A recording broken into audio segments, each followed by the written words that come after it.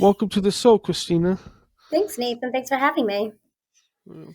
So let's start with your background. Can you tell us a little about yourself and your Absolutely. journey as a person with disability? Sure. So I was born with a rare physical disability known as arthrogryposis multiplex congenita. And that pretty much just means that my bones are in a fixed position where I can't extend my arms or move my fingers, and I have difficulty climbing steps. So both all areas really of my body are affected. And because of that, through my journey, I felt that I really wanted to help people with disabilities, even though it might not be the same disability I have. I just knew that I wanted to help others that might have similar stories like mine. And what I do for work is I actually help people with disabilities look for jobs. So I help them with their employment journey. Wow, that's impressive. Can you tell us a little bit more about your business and how you got started? Yes. So my business is called Straight Talk with Christina. And I'm really not even sure how I came up with the name, although after a few months of kind of reviewing things, I'm thinking maybe about changing the name just to kind of add a new, fresh name. But I knew I wanted to share my journey with people and just talk about what it's like to live with a physical disability. And I just have a passion for talking and getting to know people. So I thought it'd be a great idea to go around to different schools and businesses to share my journey, but also for people to have the access to talk to somebody that has a disability and be open at answering questions. Because a lot of times people don't interact with others that have disabilities, or they don't have a family member or a friend that has a disability, or maybe they're just even afraid to ask questions. Yeah, that's great. It's always nice to have someone to talk to who can experience has that same experience, a similarity thing to talk to Yes, and can help you out. agree. Agree.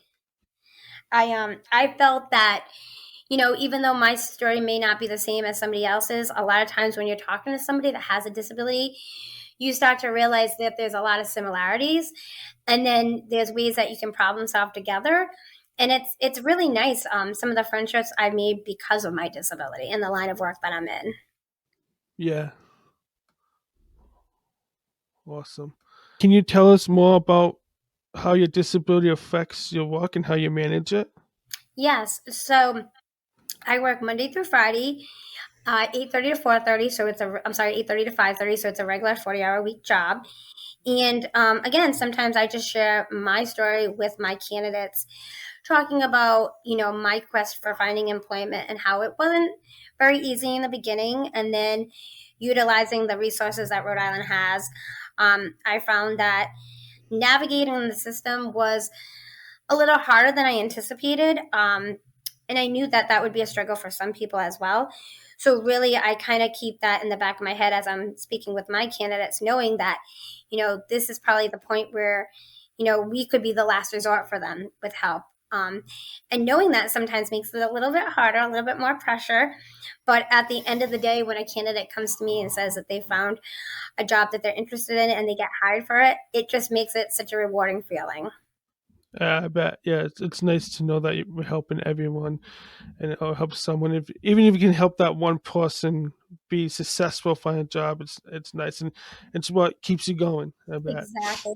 And I even have a candidate, one of my first few candidates that I started working with in the beginning, and he has found successful employment. And he literally calls me maybe every few months just to check in.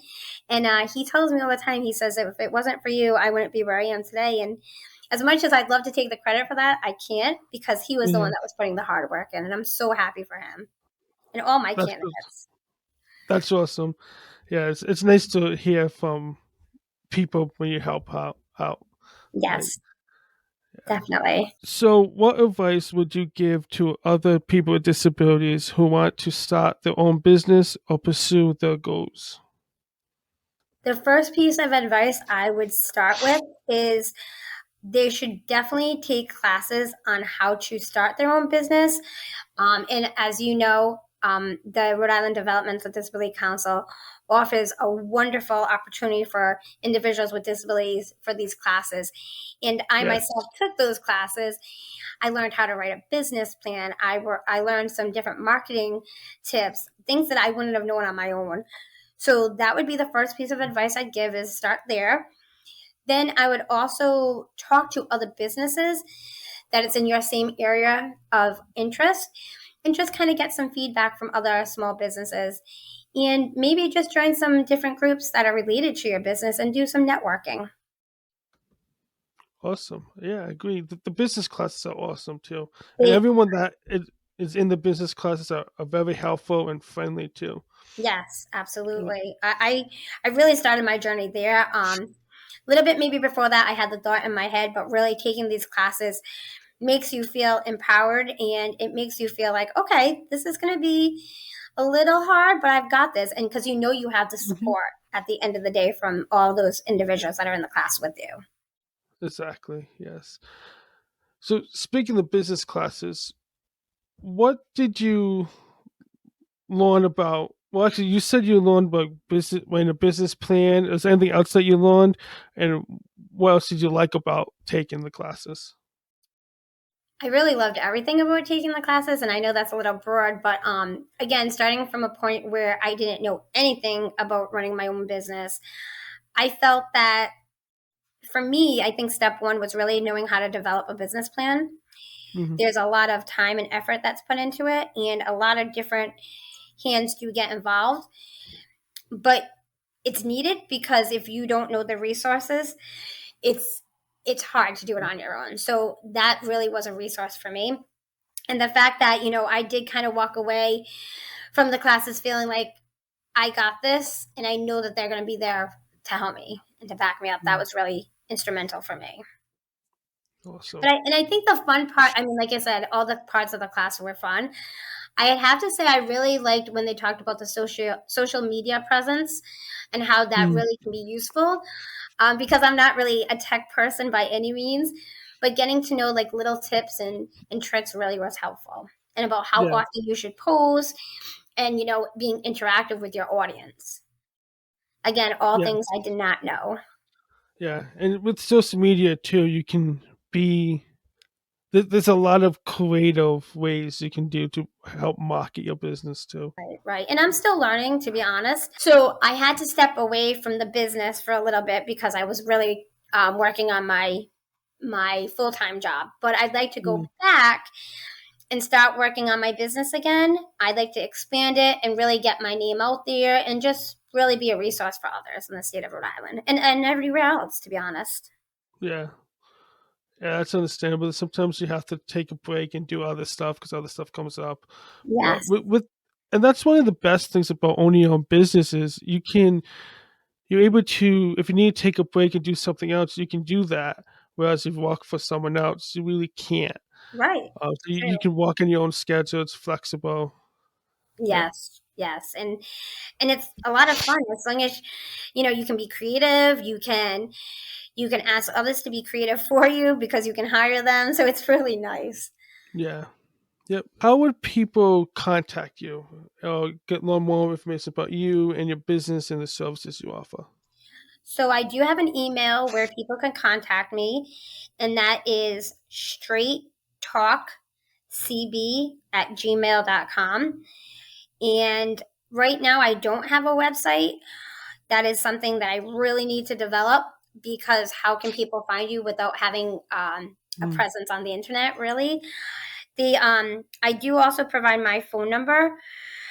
I really would like, though, to get the webpage out there and running Mm. so people can visually see what I can bring to the table as well. Maybe put some videos up there.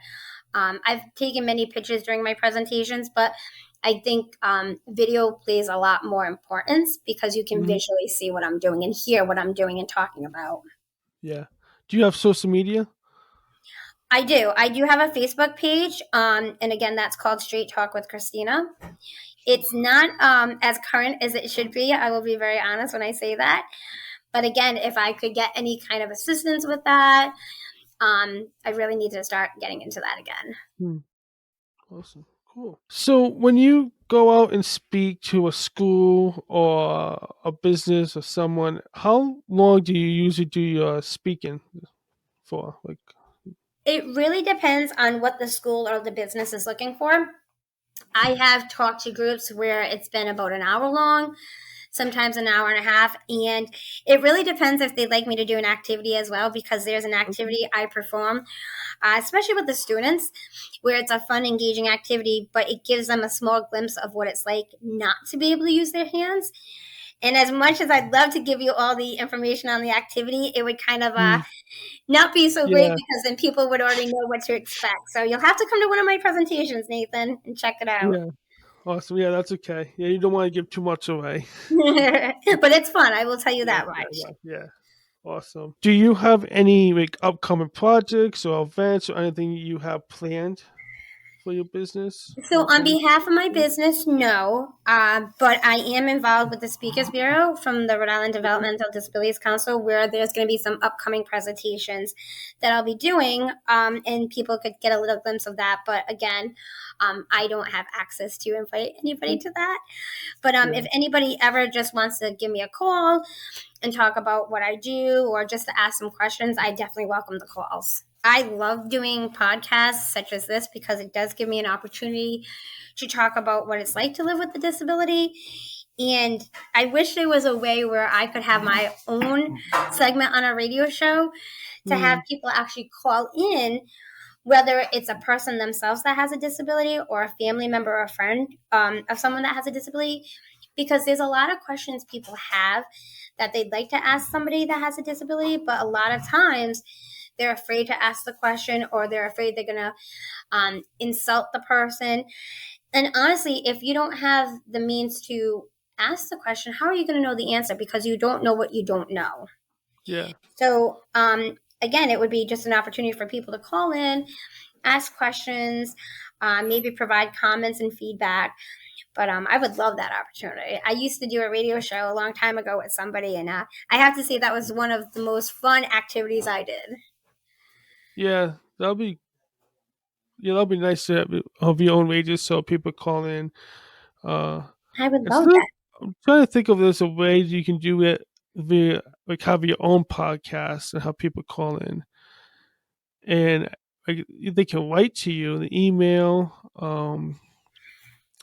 I don't think there's a way that you can do call-ins or podcasts. There might be a That service. would be fun. And I Yeah. think too, because it gives the audience the way to see that I'm really answering the questions in the moment. So it's not like I'm sitting there thinking about it beforehand and have like an Mm, automatic response ready. It's really a response from the heart, and it's genuine. yeah. It's pretty easy to start a podcast. We can like talk offline too about if you want to interested to start your own podcast, I can That'd help be you with great. that. I'd appreciate Yeah. that, Nathan. Thank you. Yeah, because I think you're right. I think you will have a for your business. Like, I think every business have a podcast to get out there, but you will have a great topic to talk to people like to listen to Right. And more it could about. be broken up into segments where it's, Yeah, transportation one week, employment the next, relationships, disability and dating. I mean, there's so many different hot topics out there, yeah, yeah. and just a little bit goes a long way. And I think the more presence there is on people that have disabilities, the more awareness there is. And I don't see Mm, that there's anything wrong with that. yeah. Do you have a common question that people ask you that you're willing to share on this show? Um, Yeah. that's a great question as well. I think a lot of time younger kids have more questions than adults, because by nature kids are curious. And a common question that I get asked a lot is, what happened to you? Because again, kids don't understand Mm, that sometimes people are born with a disability. It doesn't necessarily come from an accident or an illness that you have. So I'd say that's probably the most common question from young kids. The questions I get asked from adults are, typically, are you married, or you don't have kids? Like there's a lot of assumptions. More, I would say, more assumptions than questions. Hmm. A lot of people, I assume, think that I don't have a job because I have a disability, which is not true. They assume I haven't gone to college, which I received my master's degree in vocational Oh, counseling. So, yeah, so there's just a lot of assumptions. And, I'd be lying if I'd say that I don't assume things sometimes. So I try to keep an open mind and say, I don't want people assuming things about me, so I have to learn to do the same, not assume about other people. yeah. Is there anything else you would like to say, promote that you didn't talk about or want to talk about? No, I don't think so. I'd like to thank you for this opportunity to get on your show and be a guest. This has been really a lot of fun. And again, I welcome any questions thrown my way or comments. And again, I really just, the thing I need to tackle the most with my business is creating a website to get some Hmm. traffic there and get some noticeability. Yeah, and hopefully, by people listening to this episode, you get some people contact you via Facebook or email to or help uh, do more speeches. Do you do like virtual speeches too over Zoom I and have stuff? not, but I would definitely be open to it. I've done that for work, Mm. but not for Yeah. my business. The one thing I didn't get a chance to say, and I should probably say this, is that Hmm. a lot of times people want rules to be changed, different laws to be changed for people with disabilities. And I agree with that, but I think there needs to be some kind of advocacy first. And I will say that I have had the pleasure with working with Senator DePalma, Hmm. and he is a wonderful champion of individuals with disabilities, along with a lot of his colleagues. And I don't know much about different laws, I will be honest, but I will say that I do have an interest when it comes to helping people with disabilities, as I mentioned before, and whether that's related to increasing the wages for people that have disabilities, because sometimes a lot of people are afraid of losing their benefits. So I'd like to really reiterate the fact that you have to start somewhere, and really Yeah, getting to know your Congress people is definitely step one. And number two, I'd say, just get out there and advocate for yourself as much as you can. And if not, maybe a loved one or a friend can help. yeah, yeah. But it's definitely great to get out there, connect with people, and advocate for people to just let people know about all disabilities and what it is, and then make a decision based on that too. Right, right. But again, I want to thank you for your time. I'm really honored to be here today to share my story and talk a little bit about my business. Yes, thank you very much for joining me today. It was great. Again, thanks. Thanks for sharing your journey and your interests, Christina. Thanks so much, And Nathan. yep, it was great having you on the show. Thank you. It's been a lot of fun.